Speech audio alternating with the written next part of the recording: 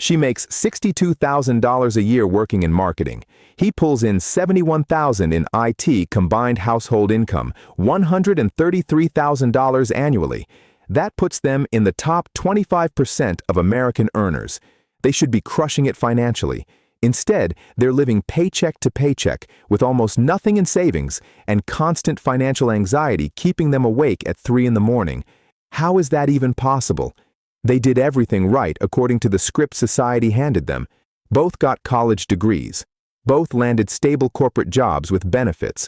They got married, combined their finances like responsible adults, and bought a house in a decent school district because that's what you're supposed to do when you're building a life together. On paper, they're winning. In reality, they feel like they're one emergency away from financial disaster. And the truly disturbing part? They're not outliers, they're the new normal. Here's what nobody tells you about having two incomes. The math seems obvious, right? 2 paychecks have to be better than 1. Double the earning power means double the financial security, double the wealth building potential, double everything good. Except that's not how it works. Not even close. What actually happens is one of the most insidious financial traps in modern American life, and most people don't even realize they're caught in it until it's too late. This concept has a name. It's called the two-income trap, and it was exposed by Elizabeth Warren back in 2003 when she published research that should have shocked the entire country. Warren and her team studied over 2,000 bankruptcy cases, digging into the financial wreckage of families who'd completely collapsed economically. What they found flipped conventional wisdom on its head. Families with 2 working parents were actually more likely to file for bankruptcy than single-income families from previous generations. Not because they were irresponsible, not because they were buying stupid stuff they didn't need, but because the entire system had transformed into something that punishes the exact behavior it claims to reward. Let me take you back to 1970 for a minute, because the contrast is absolutely brutal. Back then, about 43% of women participated in the workforce. Your typical middle-class family had one primary earner, usually the father, and one stay-at-home parent, usually the mother. That single income wasn't just surviving either. It was actually thriving in ways that seem impossible today. The median-priced home ate up about 25% of that one income, not 50%, not 60%, 25%. Public schools were reasonably well-funded without requiring families to buy their way into elite zip codes. Healthcare existed without bankrupting people. Transportation, food, clothing, savings, even annual vacations were all achievable on one paycheck. But here's the part that really matters. Those families had something priceless that modern two-income households have completely lost. Financial margin, breathing room, a backup plan. If the primary breadwinner lost their job or got sick or faced any kind of income disruption, the stay-at-home parent could enter the workforce as an emergency safety net. That second potential income existed as insurance, not as a necessity just to cover basic living costs. It was the financial equivalent of keeping a spare tire in your trunk. You hoped you'd never need it, but knowing it was there let you drive with confidence. Fast forward to today. Female workforce participation has climbed to about 57%. Over 60% of married couples with children have both parents working full-time. That backup plan, that emergency income source, has become the default mode of operation. Both incomes are already deployed just to maintain a middle-class lifestyle. And here's where the numbers get truly disturbing. Median household income in 2023 sits around $74,000.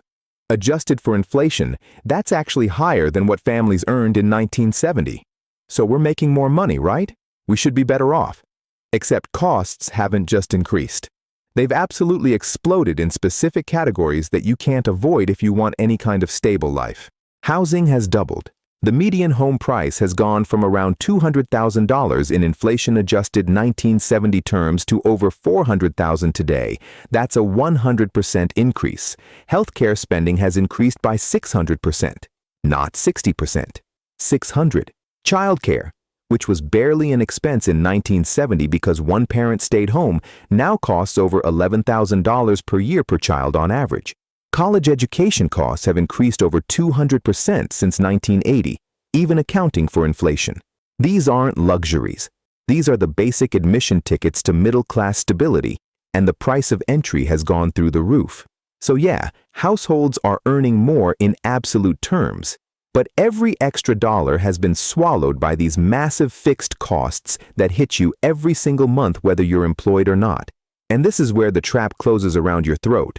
Let me break down what actually happens to that second income everyone thinks is making them rich. Let's use a realistic example. One partner earns $70,000. The other earns $50,000. Combined income of $120,000, which sounds pretty solid. Now watch what happens to that second $50,000 income. First, taxes. That second income gets hit at a marginal tax rate that's higher than the first income because of how progressive taxation works. You're looking at roughly 30 to 35% disappearing immediately. That's $15,000 to $18,000 gone before you even see it. Now you're down to around $32,000 to $35,000. Next, childcare. If you've got one kid and both parents are working, you need daycare or a nanny or some kind of care arrangement. Average cost in America is around $15,000 per year. Some cities it's way higher. So now you're down to $17,000 to $20,000. Transportation costs. That second job requires a second car in most of America because our public transit is a joke. You've got car payments, insurance, gas, maintenance, depreciation, parking fees. Conservative estimate is about $8,000 annually. Now you're down to $9,000 to $12,000. Convenience expenses. When both parents are working full-time, you don't have time to cook every meal from scratch or clean the house thoroughly or maintain the yard or do all the things a stay-at-home parent might handle. So you're buying more prepared foods, getting takeout more often, maybe hiring a cleaning service once or twice a month, paying for lawn care, using grocery delivery. Let's call that $5,000 to $10,000 per year. And suddenly that second $50,000 income has contributed maybe $2,000 to $4,000 to your actual household financial flexibility. $2,000. For an entire year of full-time work, that's about $8 per workday. Roughly $1 per hour when you factor in commuting time and getting ready for work. You're essentially working a full-time professional job for $1 per hour of actual net benefit to your family. But here's the psychological trap that makes this even worse. You don't see it that way. You see the gross combined income of $120,000 and you make life decisions based on that number. You buy the house you can afford on $120,000. You get the cars. You choose the school district. You build a lifestyle that requires both incomes running at full capacity indefinitely. And the banks are more than happy to help you do exactly that because they approve your mortgage based on both incomes, so now you're locked in. Your fixed costs require both paychecks every single month, and this is where we get to the truly dangerous part of the trap. You have no backup plan anymore. None. If either partner loses their job, gets sick, needs to care for an aging parent, wants to go back to school, or faces any interruption to their income, the entire financial structure collapses. There's no stay-at-home parent who can jump into the workforce to save the day because both of you are already working. You've spent your insurance policy, you've used your safety net as a trampoline, and now you're in midair with nothing underneath you. This explains why two-income families file for bankruptcy more often despite earning more money. It's not a character flaw, it's not poor planning. It's a systemic trap where rising fixed costs have consumed both incomes entirely, leaving zero margin for error. And life always throws errors at you eventually. The Federal Reserve published a study in 2019 that found roughly 40% of American adults couldn't cover a $400 emergency expense without borrowing money or selling something. $400. That's not a medical crisis. That's not a car engine replacement. That's a moderately expensive car repair or an urgent dental visit. And 40% of adults, including plenty of dual-income households making decent money, would be financially crippled by it. Now let's talk about how we got here, because understanding the mechanism makes the solution clearer. When women entered the workforce in larger numbers, something interesting happened to housing prices. Suddenly, families looking to buy homes had double the purchasing power. A house that used to compete for buyers with $60,000 household incomes was now competing for buyers with $120,000 household incomes. What do you think happened to prices? They skyrocketed. This created an arms race where everyone's housing costs escalated together, leaving no one actually better off. The family with two incomes could outbid the family with one income. So the one-income family either had to send the second parent to work or get priced out of decent neighborhoods entirely. And decent neighborhoods matter because of how we fund schools. Public schools in America are primarily funded through property taxes. So good schools exist in neighborhoods with high property values, which means families who want their kids in good schools have to win a bidding war for houses in those zip codes.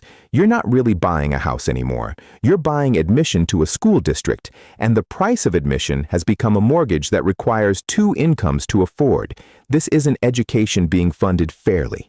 This is education being auctioned off to the highest bidder, and the currency is your family's entire earning potential for the next 30 years. So what do you do about it? How do you escape a trap that's built into the structure of modern American life? The answer requires a mindset shift that most people find extremely difficult. You have to stop treating both incomes as permanent guaranteed fixtures of your financial life. You have to build your fixed costs around one income and treat the second income as temporary, discretionary, and potentially disappearing at any moment. Here's what that looks like in practice. If one partner makes $70,000 and the other makes $50,000, you build your non-negotiable monthly expenses so they fit entirely within that $70,000 income. Your mortgage payment, your car payment, your insurance, your utilities, your basic food budget, all of it has to work on one salary. That might mean buying a house that's smaller or in a less trendy neighborhood than you could technically afford with both incomes. It might mean driving one paid-off car instead of two new ones. It might mean choosing a good school district instead of the absolute elite one. And what do you do with that second $50,000 income? After it gets hit with all those taxes and expenses we talked about earlier, you take whatever's left and you save it. You invest it. You build an emergency fund that could cover 6 months of expenses. You max out retirement accounts. You pay off any high-interest debt. You invest in index funds. You do not inflate your lifestyle to consume it. This approach does something revolutionary. It gives you back the safety net that 1970s families had. If one income disappears for any reason, your family doesn't immediately face foreclosure or bankruptcy. You can survive. You have options. You have time to figure things out. And if both incomes keep flowing, you're building wealth at an absolutely ferocious pace because you're investing the equivalent of an entire salary instead of spending it on a slightly bigger house or slightly newer cars. After 5 years of this approach, you've got serious money in investments. After 10 years, you've got genuine wealth. You've got freedom. You can make career decisions based on what you actually want to do rather than what you have to do to avoid losing the house. One partner can take time off if needed. You can handle medical crises. You can absorb economic downturns. You've escaped the trap. The families who are actually thriving financially aren't necessarily the ones making the most money. They're the ones who've preserved margin. They're the ones who kept flexibility and options instead of converting every dollar of income into fixed monthly obligations. Because here's the truth that the financial industry doesn't want you to understand. Cash flow and appearances are not the same thing as wealth. Driving a new car and living in an expensive house doesn't mean you're rich. It usually means you're broke with nice stuff. The two-income trap is fundamentally about losing flexibility. Previous generations had one income, but they could deploy a second income when needed. Modern families traded that flexibility for bigger houses, nicer cars, and the appearance of prosperity. But appearances don't keep you safe when the economy tanks or when someone gets sick or when life just happens the way life always does. You cannot earn your way out of this trap if you don't even recognize you're in it. Awareness is step one. Step two is making the deliberate choice to build a financial foundation that can stand on one income, preserving that second income as your safety net and wealth building tool rather than spending it to look successful to neighbors who are probably also broke. The system is designed to consume both of your incomes. Your job is to refuse to let it. Build margin, preserve flexibility, keep options open. That's how you win a game that's rigged against you from the start.